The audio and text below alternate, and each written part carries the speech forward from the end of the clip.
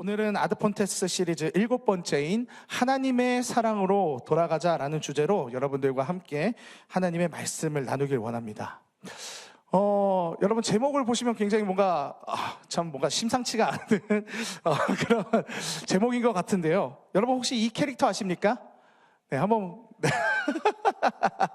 네, 굉장히 묘하게 보고 있으면은 참 차분해지는 것 같은 이 캐릭터 이름이 칠가이라고 하는 캐릭터라고 합니다. 요즘 SNS를 점령한 캐릭터인데요. 이 칠가이는 주로 주변 상황은 이제 굉장히 바쁘고 정신없는 상황 가운데서 혼자 청바지에 주머니에 이렇게 손을 딱 넣고 가운데에 서가지고 묘한 미소를 지으면서 정신없는 와중에 어울리지 않게 차분함을 이렇게 보여줄 때 쓰이는 그런 밈인데요. 이게 바빠 죽겠는데 혼자서 이렇게 칠하게 가만히 있는 이 모습이 묘하게 괜히 여러분들 표현에 의하면 킹 받는다라는 이런 표현을 쓰는데 괜히 그런 킹 받는 포인트와 함께 그러면서 나도 저런 정신없는 상황들 가운데에서도 정말 칠해주고 싶다, 차분해지고 싶다라는 그런 깊은 내면의 열망을 사람들에게 전달하면서 이 칠가이라는 밈이 정말 많은 사람들에게 인기를 끌고 있습니다. 틱톡이나 릴스에서도 이렇게 많이 패러디가 되어 있는데요. 그래서 여기 왼쪽에 누가 많이 어디서 많이 본 분이 있죠? 네, 여러분 인스타에 가셔서 볼 수 있습니다. 이렇게 많은 패러디물들이 양산되고 저도 이렇게 설교에서 쓰고 있는데요. 저는 오늘 이 설교 제목에서 이 칠이라는 밈을 이용해서 두 가지 의미를 넣어봤습니다.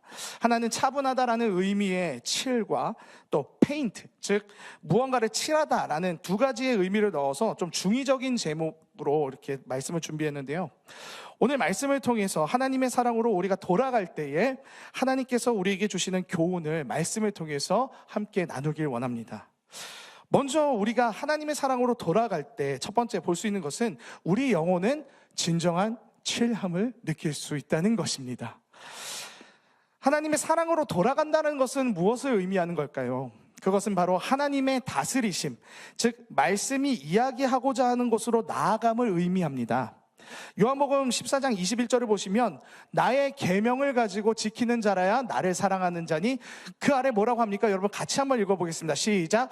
나를 사랑하는 자는 내 아버지께 사랑을 받을 것이요, 그 다음에요, 나도 그를 사랑하여 그에게 나를 나타내리라. 네, 그렇습니다.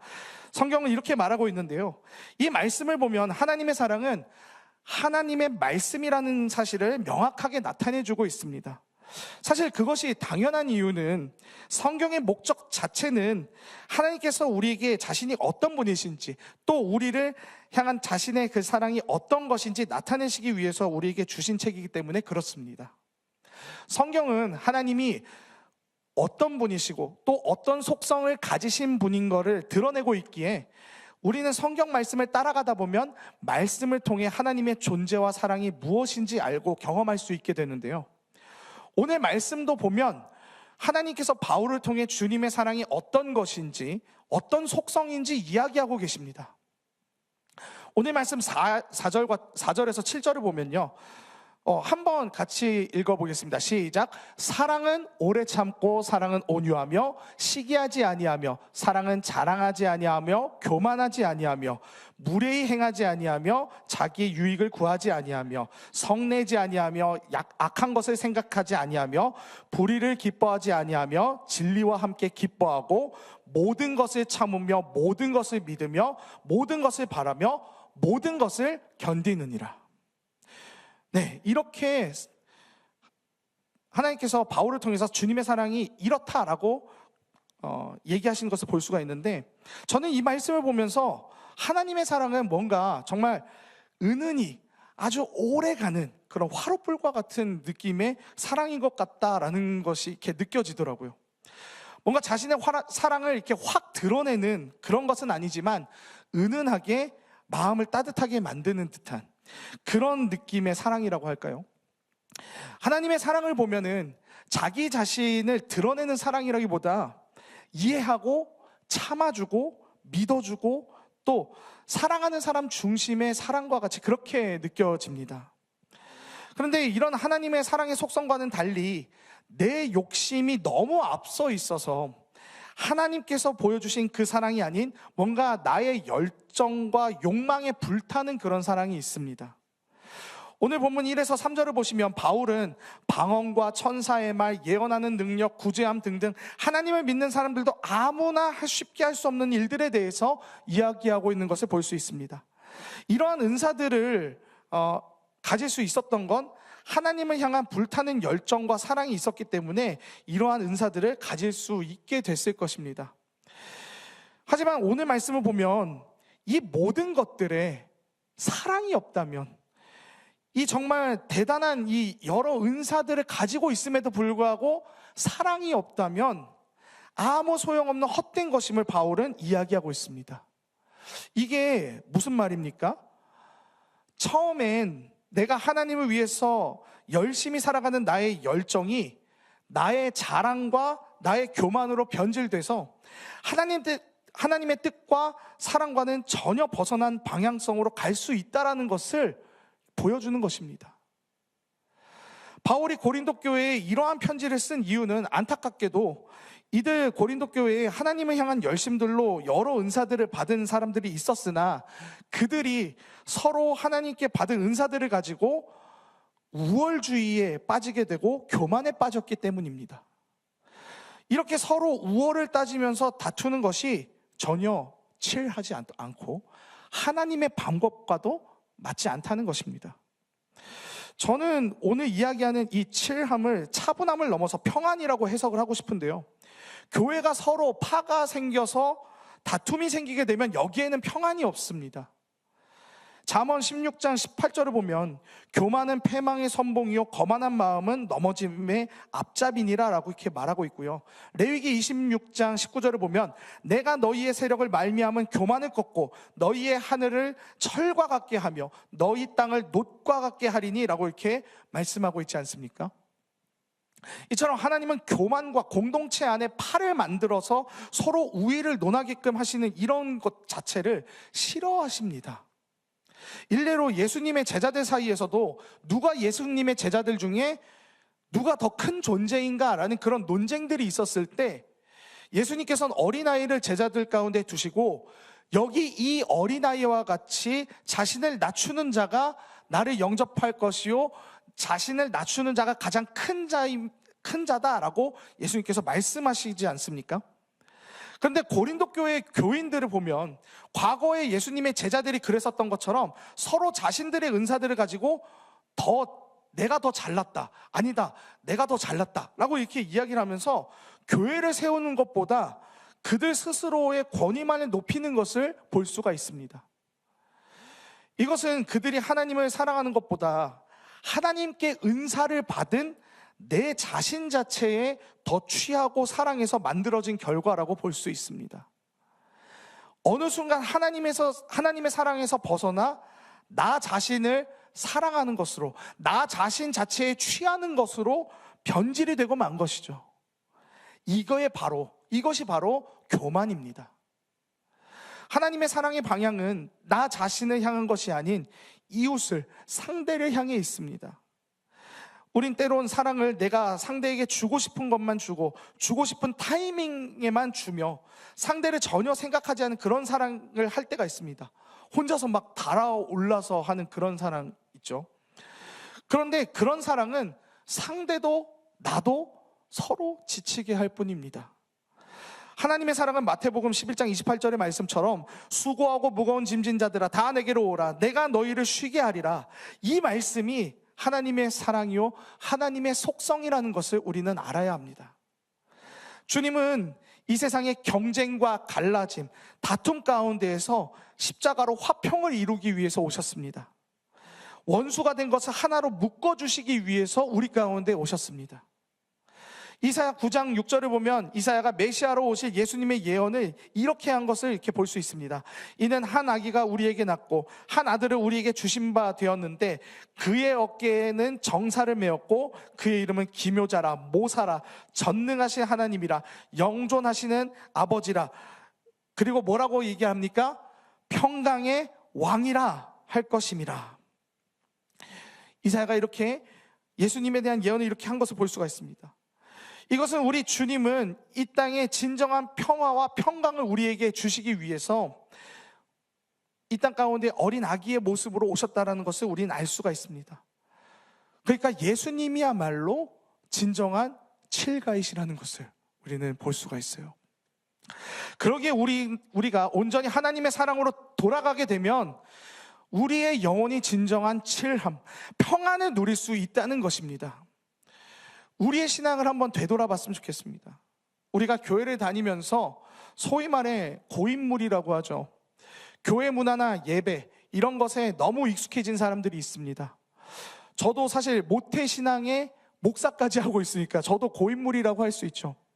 자, 그런데 하나님을 믿는다고 이렇게 그 신앙생활을 하는 고인물들의 그 생활들 가운데에 그 신앙생활 속에 혹시 나의 자랑은 있지 않았는지 한번 우리 모두 돌아봤으면 좋겠습니다. 우리가 교회를 다니면서 신앙생활을 하면서 은연중에 나보다 신앙이 낮아 보이는 사람을 무시하거나 깔보는 그런 모습은 있지 않았습니까? 우리 공동체가 참 많이 기도하고 또 참 많은 교육들을 하면서 많은 성장들을 이뤄내고 있고 앞으로도 그런 성장들은 계속해서 이어질 것입니다.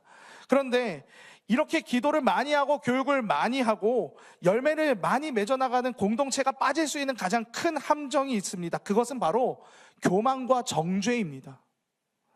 나는 이만큼 신앙적 성숙을 이뤘는데 왜 내 옆에 있는 쟤는 왜 저럴까? 나는 이만큼 성장했는데 야, 그래도 내가 쟤보다는 낫다. 이렇게 판단하고 정죄하는 분위기, 우리가 빠질 수 있는 함정입니다. 하나님께서 우리에게 영적인 성숙을 주시고 또 그에 따라 은사를 주시게 되면 그 모든 것들은 온전히 교회를 세우고 연약한 지체들을 도우라고 허락하신 것이지 나의 자랑을 위해 쓰라고 주신 것이 아닙니다. 제가 LTS 때 이제 지체들을 교육하면서 이런 얘기를 해요. 성경의 지식들이 가득 차면 찰수록 나의 죄된 뚝배기를 깨야지 내 옆에 있는 사람의 뚝배기를 깨서는 안 된다라는 얘기를 합니다. 내 지식이 커지면 커질수록 정죄하려고 하는 게 있어요. 여러분, 우린 그런 모습들을 주의해야 합니다.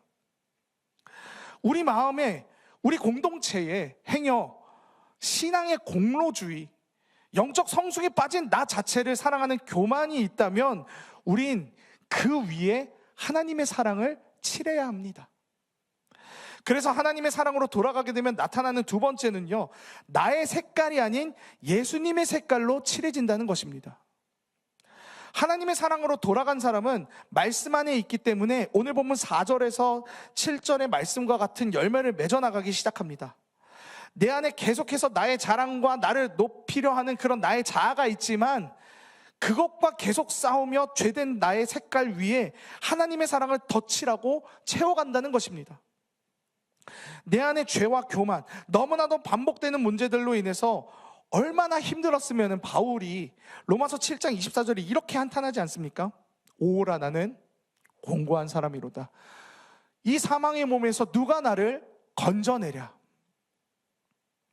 그만큼 우리는 내 안에 나 자신을 사랑하고 하나님이 아닌 다른 것으로 많이 채워져 있다는 것입니다. 죄된 우리의 육신은 끊임없이 내 마음을 죄로 칠하고 하나님이 아닌 다른 것을 칠하면서 복잡함과 불안 속으로 우리를 밀어넣는 것을 볼 수 있습니다. 조금만 한눈 팔면 바로 금송아지 만들어서 우상 숭배하고 절해버리는 것이 우리 인간이 갖고 있는 연약함입니다. 우린 이 복잡하고 어지러운 내 마음속을 하나님의 사랑으로 페인트, 칠해야 한다는 것입니다.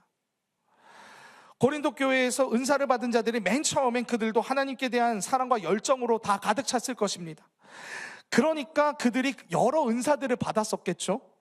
하지만 어느새 그들도 모르는 사이에 자기가 하나님께 받은 은사들을 이용해서 이것은 하나님을 높이는 것이 아닌 자기 자신을 드높이고 나도 모르게 하나님이 아닌 나의 색깔을 드러내며 교회 안에서 나의 영향력을 키우는 것에 급급하다 보니까 거기에 하나님의 사랑이 아닌 은사받은 자들의 자기 자신들만의 역겨운 교만들만이 가득했던 것입니다.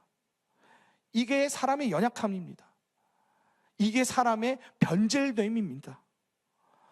너무나도 큰 열정으로 인해서 주님의 뜻보다 앞서가 버린 것을 보면, 여러분, 어노인팅의 찬양 중에 주님보다 앞서지 않고 겸손하게 주의 말씀을 듣는다는 그 가사 자체가 얼마나 우리가 날마다 구해야 하는 기도인지를 다시 한번 이렇게 볼 수가 있습니다. 세례 요한을 보면 하나님의 사랑이 가득한 사람은 어떤 삶의 열매를 맺는지 볼 수 있습니다.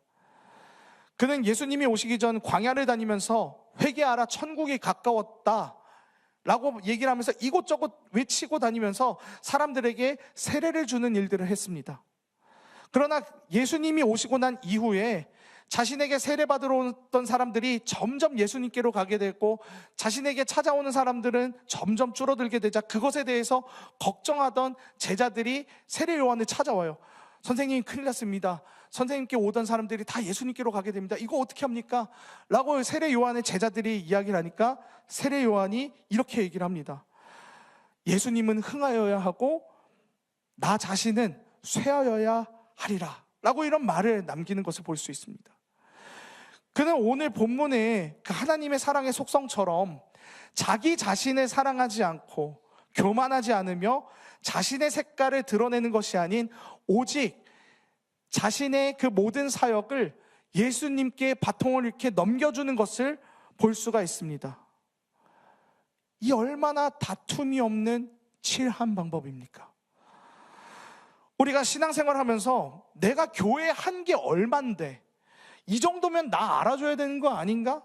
이런 생각을 하면서 뭔가 나 자신을 드높이고 싶고 내 생각과 방법들을 공동체에 강요하거나 나 자신을 더 드러내려고 하는 그런 생각이 든다면, 여러분들은 내가 지금 하나님의 사랑에서 좀 멀리 떠나 있구나라는 것을 우리는 알아야 합니다. 내가 교회에서 하는 많은 봉사와 하나님을 위해서 한다고 생각하는 모든 것들이 하나님의 사랑 안에서가 아닌 나의 공로와 나의 자랑을 동기로 시작하게 된다면, 오늘 바울이 이야기한 것처럼 이 모든 것들은 아무런 소용이 없습니다. 사랑하는 여러분, 사랑하면 닮는다고 합니다. 사랑하면 그 사람 화 된다고 합니다. 오늘 본문에서 이야기하는 하나님의 사랑을 묵상해 보면 그분의 사랑은 다툼이 아니고 자랑이 아니고 교만이 아님을 볼 수가 있습니다. 내가 드러내고자 하는 것이 무엇입니까? 오늘 이 시간, 나는 오늘 이 하루 나는 지금 어떻게 존재하고 있습니까? 나의 색깔이 아닌 예수님의 색깔로 하나님의 색깔이 드러나는 우리 모두가 되길 간절히 소망합니다. 마지막으로 하나님의 사랑으로 돌아가게 되면 우린 이 땅을 하나님의 사랑으로 칠하게 된다는 것입니다. 예수님께서 이 땅 가운데 오신 가장 큰 이유는 하나님의 사랑으로 이 땅을 회복시키기 위해서 오신 것입니다. 그 크고 놀라운 사랑의 결정체가 바로 우리에게 보여주신 십자가 사랑이죠. 로마서 5장 8절을 보면 우리가 아직 죄인 되었을 때에 그리스도께서 우리를 위하여 죽으심으로 하나님께서 우리에 대한 자기의 사랑을 확증하셨느니라 라고 말씀하셨습니다. 우리가 아직 죄인 되었을 때라는 것은 우리가 여전히 하나님과 원수된 상태를 의미합니다. 그런데 그럼에도 불구하고 하나님은 자신의 하나뿐이 없는 독생자를, 그 예수 그리스도를 우리에게 주셔서 하나님과 우리 사이에는 그 엄청난 죄와 원수의 그 있는 그 골짜기들을 십자가로 메워주셨습니다. 여전히 우리는 너무나도 하나님이 보시기에 너무나도 부족하고 너무나도 미운 존재인데도 불구하고 자신의 가장 하나뿐인 너무나도 귀한 예수 그리스도의 그 생명을 원수된 우리를 위해서 주저없이 주셨다는 겁니다. 원수됨이 아닌 평화를 주시기 위해 하나님은 우리에게 그 아들 독생자를 주신 것입니다. 이러한 하나님의 은혜와 사랑을 맛본 사람은 가만히 있지 않습니다. 내가 얼마나 하나님께 죄를 저지른 존재인데 그 아들을, 자기 자신 그 자체를 죄된 나를 위해서 생명을 던지신 그 사랑을 맛보게 되면 우린 무언가를 결단하고 무언가를 해내게 됩니다. 지금 양화진이나 이 땅 곳곳에 묻히신 선교사님들도 그들 삶에 하나님께서 주신 감동이 있었기에 낯설고 낯선 이 땅에 오셔서 자신들의 생명을 바치신 것 아니겠습니까? 그것이 선교든 봉사든 아니면 이웃사랑 실천이든 하나님의 사랑을 맛보고 또 하나님의 사랑으로 돌아간 사람들은 그것에 대한 마땅한 삶의 반응들이 있습니다. 저는 우리 청년부 인스타를 볼 때마다 재미도 느끼지만요, 한편으로는 감동도 느낄 때가 정말 많아요. 자신들이 받은 은혜를 그냥 가지고 있는 게 아니라 누군가에게 나눠주는 것을 볼 수가 있어요. 그리고 그것에 힘을 얻고 더 서로 풍성해지는 모습들을 인스타를 통해서 볼 때에 저는 이 땅에서 이루어지고 있는 이 하나님 나라를 잠시나마 이렇게 경험하게 됩니다. 그렇습니다. 하나님의 사랑, 은혜를 경험한 사람들은요, 나눌 수밖에 없습니다. 잃은 영혼이 보이고 다툼과 갈라짐을 보면서 안타까워하며 내가 저기에서 어떻게 하면 되지? 이런 생각을 하며 고민을 합니다. 힘들지만 품으려고 하고요, 용서하려고 합니다. 이 땅에서 하나님의 사랑을 계속해서 칠해 나갑니다. 그럴 수밖에 없습니다. 왜냐하면 하나님은 사랑 그 자체이시기 때문입니다. 그분을 우리 마음 가운데 모시게 되면 우리 삶은 주님의 사랑을 실천할 수밖에 없게끔 변화할 수밖에 없습니다. 주님은 나의 최고봉이라는 유명한 책을 쓰신 오스왈드 챔버스 목사님은요, 놀라운 하나님의 사랑이라는 책에서 이런 말씀을 하십니다. 사랑은 하나님의 속성이라기보다 하나님 그분 자체가 사랑이다. 따라서 하나님의 모든 속성은 사랑의 속성이기도 하다. 이것은 요한일서 4장 16절에도 잘 나타나 있습니다.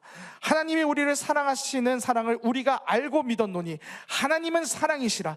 사랑 안에 거하는 자는 하나님 안에 거하고 하나님도 그 안에 거하시느니라. 어쩌면 하나님의 사랑으로 돌아가자라는 것은요, 그냥 온전히 하나님께 돌아가자라는 내용과 똑같을 것 같습니다. 온전히 하나님께로 돌아가니 우리가 이 땅에서 하나님의 속성대로 그분의 사랑과 은혜를 전할 수밖에 없지 않을까요? 말씀을 정리하기 원합니다. 오늘 말씀은 예수님은 이 땅에 정말 진정한 칠가이시기 때문에 우리가 그 사랑으로 돌아가면 우리의 영혼도 평안함, 비로소 칠해질 수 있다는 것을 우리가 이야기를 했습니다. 그분은 평강의 왕이시기 때문에 그렇습니다. 또 하나님의 사랑으로 돌아가게 되면 내 색깔이 아닌 하나님의 색깔로 칠해진다는 것을 이야기했습니다. 하나님의 사랑은 결코 나 자신을 드러내는 속성이 아니기에 하나님의 사랑으로 돌아간 사람은 자신의 유익이나 자신의 색깔, 방법들을 드러내지 않고 하나님의 방법과 뜻대로 순종하는 삶을 살아가기에 그곳엔 비교의식, 다툼과 혼란, 불안함 없이 평강만이 있다는 것입니다. 마지막으로 하나님의 사랑으로 돌아가게 되면 우리가 이 땅에서 하나님의 사랑을 칠하며 하나님의 은혜와 사랑에 반응하는 삶을 산다라고까지 이야기를 했습니다. 여러분 기억하시길 바랍니다. 하나님의 사랑으로 돌아간 사람들은 진정한 하나님의 평강을 누릴 수 있으며 더 나아가 나의 평강뿐 아니라 이 세상이 어둡고 혼란한 세상에 평강의 씨앗을 뿌리는 사람들로 거듭나게 된다는 사실을 여러분 기억하시길 바랍니다. 이번 한 주 이 사실을 기억하며 살아가는 저와 여러분 모두가 되길 소망하면서 우리 함께 옆 사람과 이렇게 고백했으면 좋겠습니다. 하나님의 사랑으로 칠하세요. 우리 앞에 뒤에 있는 분들과 다시 한번 인사했으면 좋겠습니다. 하나님의 사랑으로 칠하세요. 자, 여러분 이 인사에는요, 나 자신과 이 세상을 하나님의 사랑으로 페인트, 칠하자라는 의미와 하나님의 사랑으로 돌아가 우리가 영혼이 이제 우리가 하나님의 사랑으로 온전히 돌아가서 우리의 영혼이 칠함, 진정한 평안을 누리자라는 이 두 가지가 의미가 있습니다. 우리 다음 7일 동안 하나님의 사랑으로 칠하게 살아가는 저 여러분 모두가 되길 소망하며 우리 함께 찬양했으면 좋겠는데요.